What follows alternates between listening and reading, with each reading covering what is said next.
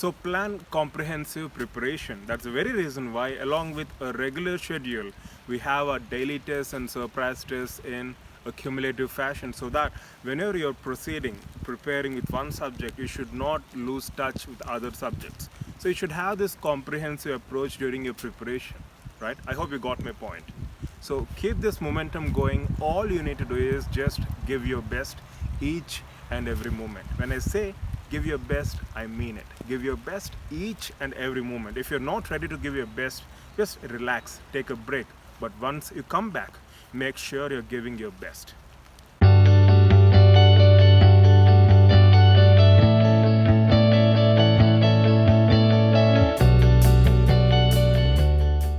Hi, hope you're all doing good. Often we have this question: 4 years of undergraduation with 1 year internship. When we find it very challenging to complete all subjects in 4 years' time, how can we expect ourselves to master all the subjects within a span of 1 year during preparation phase? That's a genuine concern which we all have. But if you look into that in an arithmetic manner, like 4 years, 19 or 20 subjects or whatever, 1 year, how can we cover? So if you look into that as a simple equation, then it's going to be very discouraging and very demotivating. Remember, this 1 year is like a foundation for your masters. So when you lay foundation, obviously you need to have all ingredients ready, right? So you got your ingredients ready during your first 4 years of undergraduation. Look into this in that perspective. It will be very encouraging. And take my word, because it's not that 4 years you found it difficult, 1 year you find it very challenging and it's not possible to cover. No, that's not how this actually works. So this 1 year you're trying to lay foundation for your masters. So foundation, you need ingredients which you got them ready during your undergraduation, as I mentioned. So the problem here is we think it's impossible, but the reality is it's possible. If someone has done it, it means you can do it. If you can do it, it means your juniors or others can do it. So it's humanly possible to complete all subjects as much as possible. Even though you can't complete A to Z in each subject, you can complete as many topics as possible. You can master as many concepts as possible in the entrance perspective. That's very important. So you need to keep that in mind. And that's the very reason why we're creating schedules, creating videos, tests, study club discussions.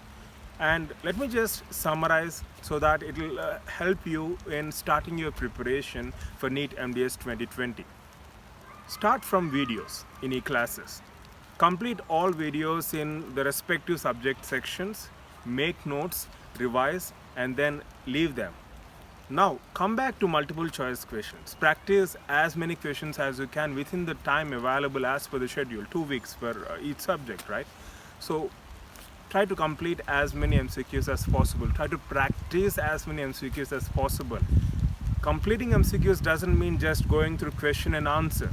Not just going through a question and right answer, but understanding why other options are not appropriate, going through explanations, and referring textbooks as and when necessary, depending upon the levels of knowledge you acquire during the process of your preparation. If you feel like the explanation is not adequate, then cross-check with a standard textbook. If you feel like there is some incomplete information, then you need to cross-check. If you feel like you need to elaborate on this specific topic given in the explanation, then you have to go through the textbook. So that's how you actually prepare. So start with videos, prepare notes, revise, go through MCQs, explanations, references, prepare notes accordingly, and then attend study club discussions without fail. Involve actively, try to give out answers. It doesn't matter whether it's right or wrong, but active participation is the key. And do attend live sessions. So this is how comprehensively we can engage ourselves in preparation and consolidate at a later date. So comprehensive approach is the objective here. It's not possible to complete each and every element given in your textbooks, but the objective here is to complete as much as you can. Try to get as many concepts as you can. Try to accumulate as many memory-based topics as you can, so that you'll gain some confidence before you give a test. That's more important. So it's all about, see, often we have this, let me do it now, let me complete preparation as fast as possible so that I can revise at a later date. No, Preparation is a slow, steady, and consistent process. Take my word. It's a slow, steady, and consistent process. It can't be done just like this. You need some time. You need to allow yourself to understand the concept, remember the concept, prepare notes. It's a very lengthy, complex, and challenging procedure. If you can do it, then there is no way that you can't achieve success. You will, obviously, because that will be an eventuality. So it's all about working hard, working consistently, and believing in yourself at the end of the day. So use compliance reports, and before I conclude, just one word. Before you sleep, you should have that sense of satisfaction that you have done something today which is relevant to your preparation, something productive. And the moment you wake up early in the morning, you should have some sense of excitement because the day is an opportunity for you to give your best, isn't it? The day is an opportunity for you to learn more things, to discuss many things with your friends or with your mentor or whatever. So each day is an opportunity.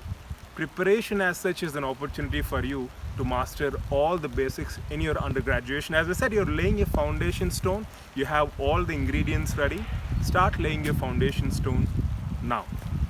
And I'm sure on that foundation you'll have a beautiful master's degree. And when you enter master's, all this foundation is going to help you enormously. I've experienced it personally. You can't take my word.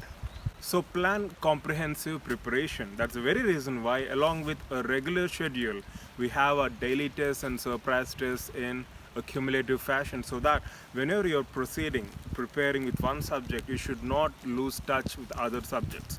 So you should have this comprehensive approach during your preparation, right? I hope you got my point.